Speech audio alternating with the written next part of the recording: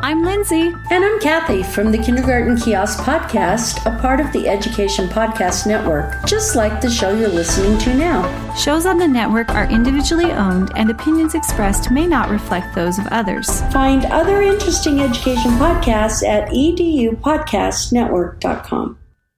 Coming up on episode 146 of the House of EdTech podcast, I'm going to talk about TikTok and education, and we're going to talk about tech tools for note-taking.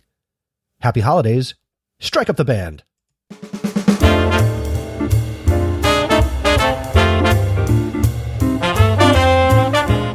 Welcome to the House of EdTech podcast. I am your host, Chris Nessie. The House of EdTech explores how technology is changing the way teachers teach and the impact that technology is having in education. I discuss technology that is changing our classrooms and schools, and I share tools and tips that you can hear today and use tomorrow. You're going to hear the stories of teachers, leaders, and creators just like you. The purpose? Whether you use it or not, technology is changing the way you teach and how your students learn.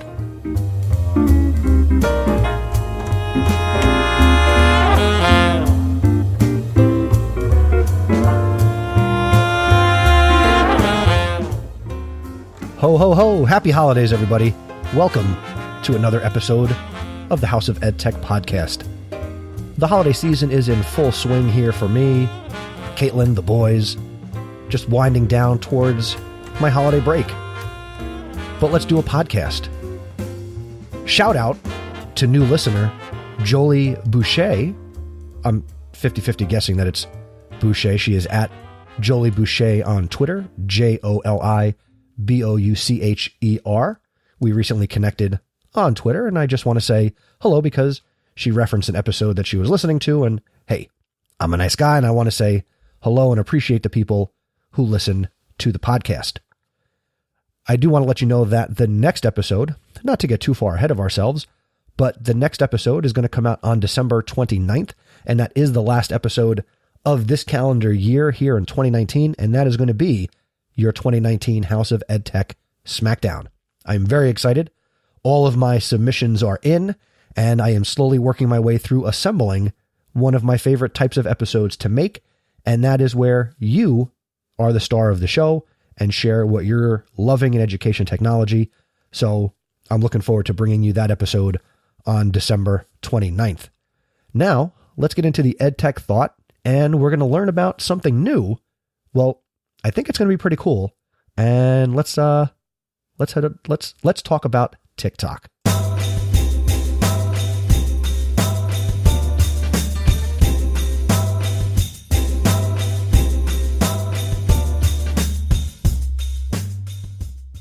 All right, so first, what is TikTok?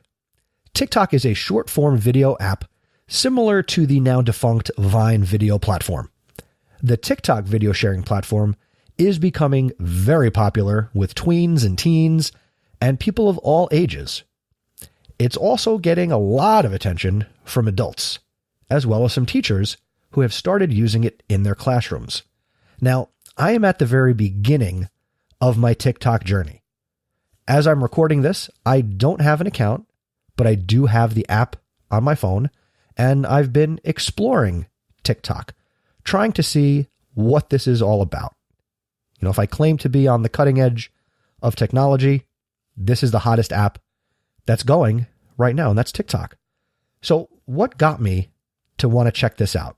Well, I listened to something that told me I shouldn't.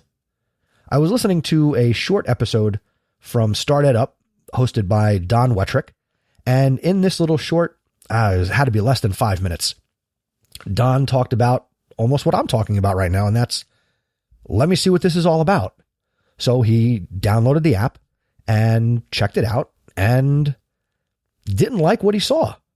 His comment in his episode was it just seemed like a bunch of, 13 or 14-year-old girls doing inappropriate things, dancing, and he kind of felt uncomfortable looking at the app.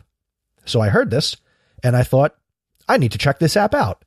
Not for the reasons that you might think, but I was curious to see, is that what this is about? Because I hear my students talking about TikTok, and at the time, it was almost like the perfect storm.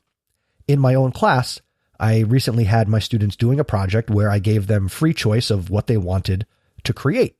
And I had 2 young ladies ask me if they could create TikTok videos for their project. And I said, sure, why not? But let me tell you this. I'm not familiar with really what TikTok is all about. So you girls are going to also teach me and show me. And I want to know what you're doing with this app. And they were very happy to do that. So before I heard Don's, recording, I had had a positive experience where 2 of my students wanted to use it creatively. And I had seen what they were using it for and how they were using it and a little bit about, the effects and what was possible. So I heard Don's take on it and I was confused because, I look to Don like so many others and say, oh, okay, Don Wettrick, on the cutting edge of, innovation and entrepreneurship. And, he's listening to people like Gary Vaynerchuk, Gary V, and Gary V is all over wanting to use TikTok. And he thinks that is the right now platform of, social media. And, you should be staking your claim to the land that is TikTok. So needless to say, I was curious. So I downloaded the app and I did not see scantily clad girls, doing inappropriate things. I saw a lot of creativity from, again, people of all ages. Some stuff, I'll be honest, was stupid, but there were other things that I thought, wow, that's really creative. And I also started to see videos where people are shooting like the behind the scenes of how they're creating the content they're creating. And I also recently was talking with my students about the beginning of the Enlightenment and how the Age of Enlightenment was all about how people started to see the world in new ways. And rather than base why on religion, people started to use logic and reason and science. And as a class, or all of my classes, we came to the conclusion that technology solves problems. And then I inserted the joke, what problem is TikTok solving? And a lot of kids were like, it doesn't solve any problem. And then some other kids were like, if when we're looking at TikTok, we're not bored. And that's where the light bulb hit me. TikTok solves the problem of stopping us from being bored because it's short form, instant gratification content that you can either create or get feedback on or just kind of mindlessly scroll. And actually over the last couple of weeks, I have found myself more engaged in scrolling through TikTok than interacting and scrolling and checking out what's going on Instagram. I'm interested in the short form video. So if you're on TikTok, what I'm about to say will make sense to you. I am a big fan of these bippity boppity boop videos where you hear the bippity boppity boop song from Cinderella and people, they're kind of like casting a spell on themselves and they're changing from being in like their sweats or their workout clothes or slumming it. And now all of a sudden they're, dressed to the nines. And I'm seeing, average people like you and me. And I'm also seeing celebrities. I'm seeing, people like Mark Cuban and Will Smith and Ellen and celebrities who are putting out content. So I'm exploring TikTok. I've actually got planned in January of 2020. I want to do a much deeper dive into TikTok for education. So I want you to be on the lookout for that episode. So if you're not subscribed, make sure you are subscribed to this podcast so you do get that episode in your podcast catcher of choice in January of 2020. I'm not quite sure how TikTok is going to benefit education, but I'm starting to develop ideas and I'm writing some things down and I'm continuing to conduct research. So if you are using TikTok personally, or if you're trying to think about how you can use it professionally, I do want to hear from you. So make sure you go to chrisnessy.com/feedback. And there's a number of ways you can get me your thoughts on TikTok and education. And I don't just want to hear if you are excited about TikTok. If you think I'm off base and TikTok has no place in education, let me get your thoughts now. And maybe we can have a conversation. And again, I want to be able to cover all aspects of what TikTok could or could not be in education. And that's my EdTech thought.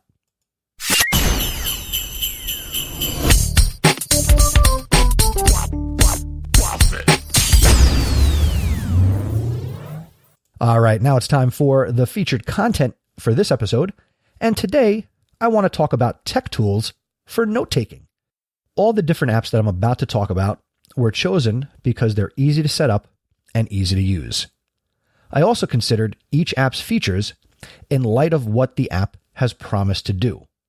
For example, SimpleNote has made my list of best note-taking apps, even though it doesn't have a long list of features.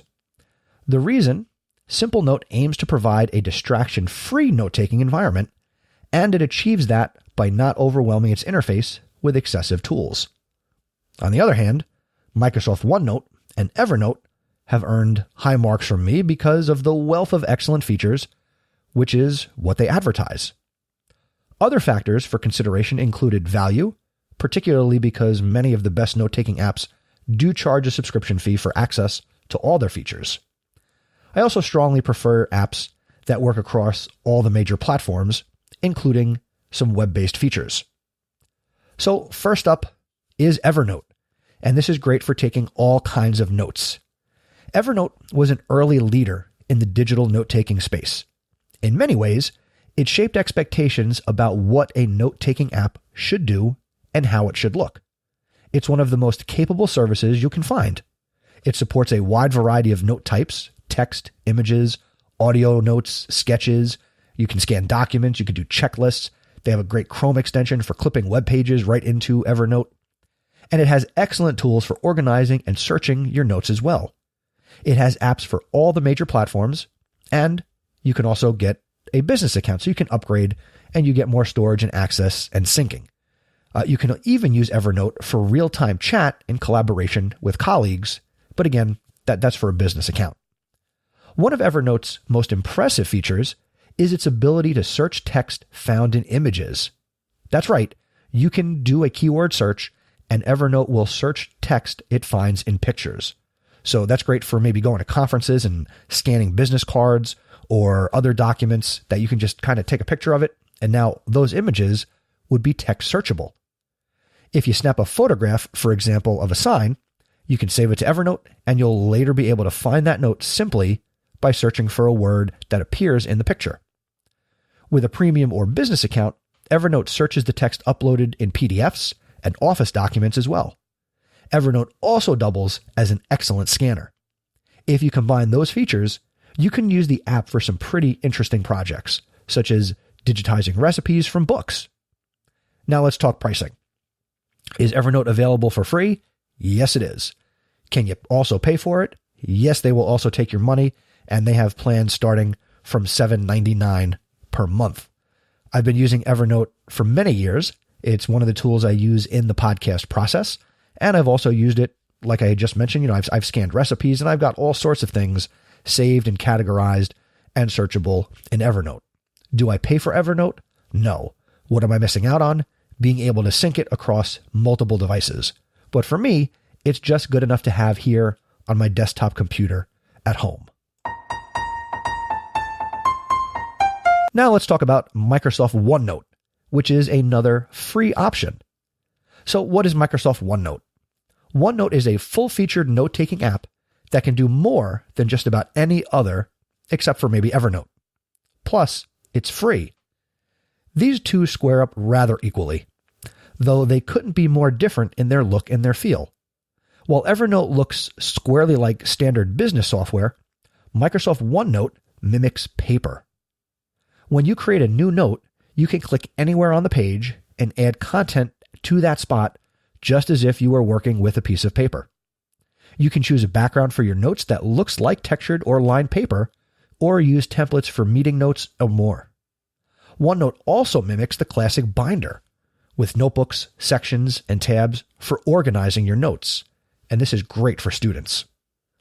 With OneNote, you could type text, drag and drop images and file attachments into notes. You can use a digital highlighter, you could create checklists, record audio, draw sketches, and because each note is meant to appear like a piece of paper, you can move elements around the page, placing an audio memo next to a block of text, for example. As much as OneNote fondly embraces some elements of paper, it's also technologically savvy. You can scan and upload images of handwriting, such as a picture of a whiteboard, and Microsoft's optical character recognition, or OCR, will make all the writing searchable. That's right, you can take pictures of handwriting, and it's going to interpret that data, and it's now keyword searchable. For every note, you can open a record of its version history as well. And an ink-to-text feature lets you write by hand and have that text converted to type that you can then edit with your keyboard. What's the price of OneNote? Free! Should you try it? Yes. What are you waiting for? There's going to be a link in the show notes out at chrisnessy.com/146 to everything I'm going to talk about. And definitely, even if you're more of a Google person, maybe Microsoft OneNote would be a great note-taking option for you.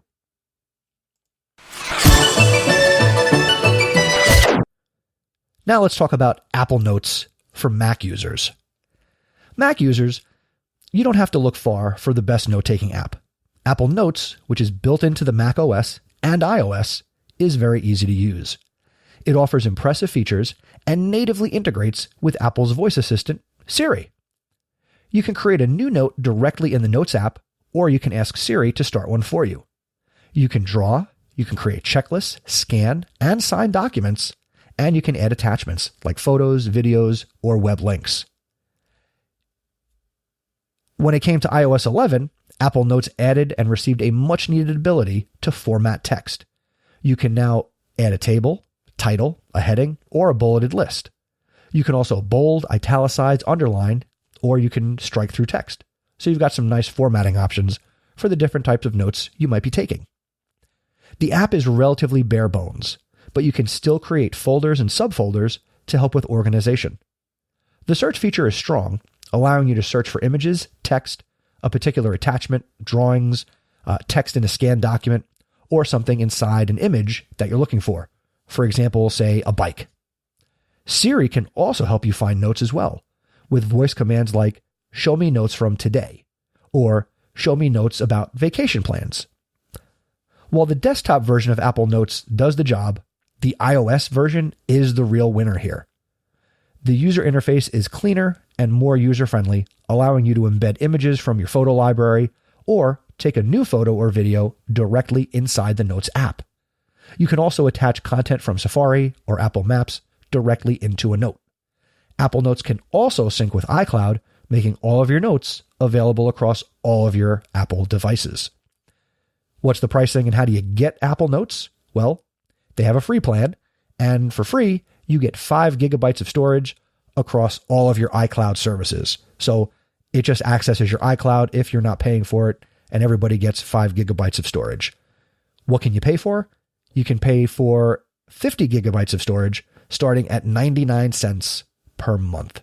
And that's pretty cool. So maybe you are into Apple and maybe you've never taken advantage of the Apple Notes feature.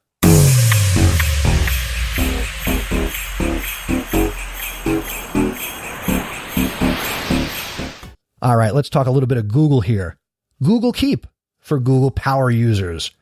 And I'll be honest, you don't have to be a Google Power user to use Google Keep. Notes don't live in a silo. Instead, they remind you to send an email to a long-distance friend or serve an inspiration for your next book.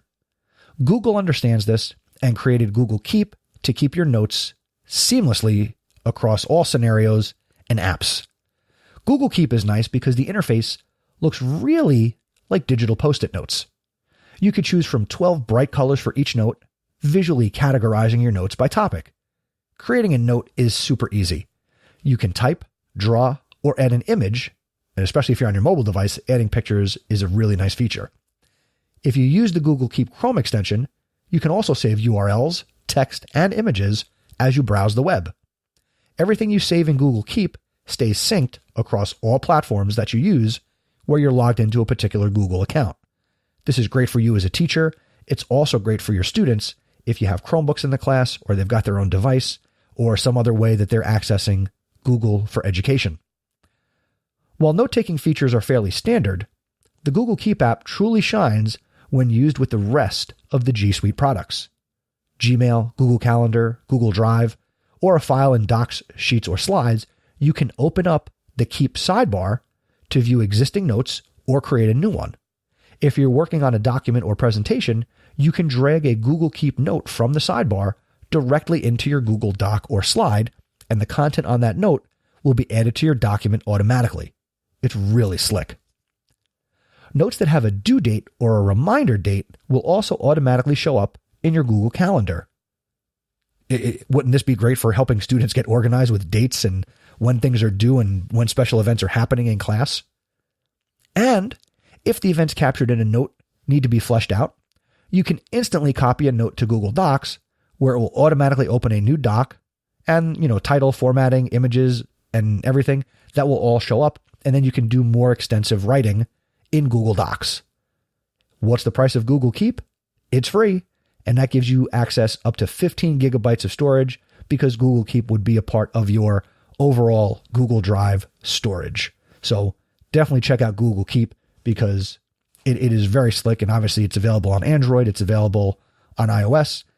You can also add it as a desktop app in Windows, and it's a lot of fun. And I do a lot of things with the different podcasts that I edit along with Google Keep. And this year I also recommend it even more to my students because they've got their phones, they've got their Chromebooks, and it's a great way to organize their thoughts and their ideas, at least at the high school level. If you're using it at the elementary school level with students, I would love to hear your thoughts of how you're using this and any of the tools I mentioned so far by going to chrisnessy.com/146 and leaving a comment on the show notes. Or if you want to leave more extensive feedback, go to chrisnessy.com/feedback where you can do that. Next up, we have a new one for me that I just recently learned about, and I'm going to call it MillaNote, MillaNote. And this is for designers and visual thinkers. So that might be you, or maybe you know of some students you work with that are more visual in the way they think. So if you think in images rather than words, your note-taking app should still give you the tools to express yourself. MillaNote caters directly to designers and other kinds of visual thinkers. But it's not for sketching.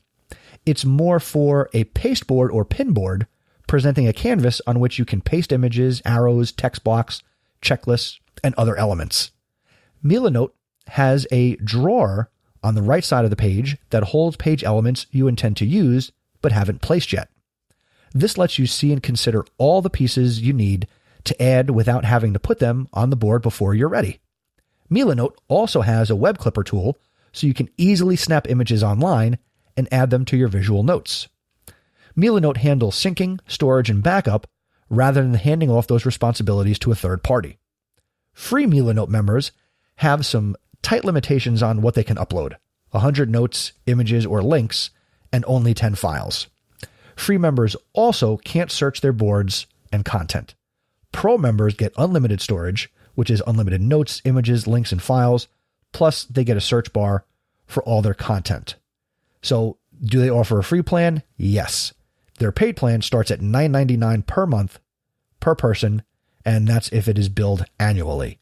So might not be ideal for students, but if you are a more visual thinking type person, this might be an app that you find value in for note-taking and organizing your planning and preparation for class. Next up, we have SimpleNote. As I mentioned at the top, SimpleNote is built for distraction-free note-taking. True to its name, SimpleNote gives you a clutter-free space for creating and editing notes. It's no-frills experience. You get little more than an unlimited number of blank white pages for making plain text notes. There's no rich formatting, no image uploads, and no file attachments. Don't expect to draw or record audio memos either. SimpleNote is a pure minimalist in the note-taking app category. Seeing as you can save nothing but type text, the search function is very fast. Syncing and storage also come included. You get a version history of all your notes and the ability to restore any prior version. You also get tags for sorting and organizing your notes, plus options for sharing and collaborating with others. SimpleNote can run in any browser, and there are apps for all the major platforms as well. It's completely free with no upsells and no subscription fees. If you want a truly distraction-free environment and don't need many features beyond the ability to make plain text notes, then you can't do any better than SimpleNote for your note-taking needs. What's the price? It's free. Is there a paid plan? No, because it's free. All right, and the last note-taking app I want to mention is the one that I'm using right now as I prepare all my episodes, and this is Workflowy. Now, I've talked about this in the past, but Workflowy is a simple to use but incredibly powerful web-based note-taking app that's also available on mobile. So what are the features? Basically, it's infinitely nested lists. So I'm looking at my screen right now, and it's one giant bulleted outline or list. I can zoom in on any sublist. I can tag and filter items. I can use hashtags. I can @ names and different terms, and then it'll pull up all my different notes that I've either hashtagged or used the @ sign for. It's got a beautiful interface on the computer, which I am looking at right now. It's got full offline functionality, automatic syncing between your phone, tablet, and computer. You can collaborate with others. You can add notes to any list item, and it's very simple to tap and edit. You can also quickly expand and collapse lists, which is really nice as I create outlines like this for my episodes, that I can basically collapse things and expand things as I go through the recording process. You can also mark items as complete, and it's fully text searchable. Okay? Workflowy is like a notepad with superpowers. Now, by default, you get only a limited number of, bullet points or items that you can make a list. But if you use my special link, and that's chrisnessy.com/workflowy, WORKFLOWY, you get an add-on of more notes available to you. So that's really cool. So what did we cover today on the podcast? We talked about some note-taking apps that you might find valuable for planning or maybe to recommend to your students. I talked about number 1, Evernote, number 2, Microsoft OneNote, Apple Notes, Google Keep, MillaNote, SimpleNote, and Workflowy. If you use any of these apps, either separately or you've tried them or you've got some feedback or thoughts on these note-taking apps, or do you have another note-taking app that the House of EdTech community should be aware of and should consider, then you want to go to chrisnessy.com/146, leave a comment on the show notes, or go to chrisnessy.com/feedback, and you can share your thoughts there as well, and we'll make sure those thoughts get out to the entire House of EdTech community. So, happy note-taking.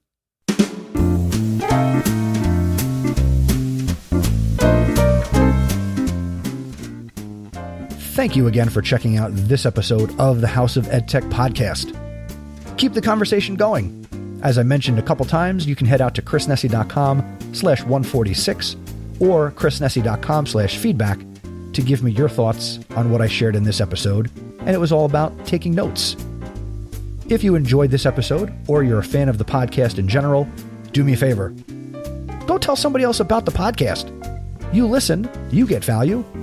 When was the last time you shared this podcast with somebody? Share it on social media. Tell people that this is a great podcast for learning about education technology and other fun things.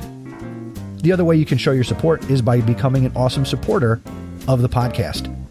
Many thanks to my awesome supporters, and they include Anthony Arnaud, Eric Kurtz, Dan Gallagher, Carlos Garza, Peggy George, Jen Giffen, Jeff Herb, Mike Messner, JP Presavento, and Kyle Wilcox.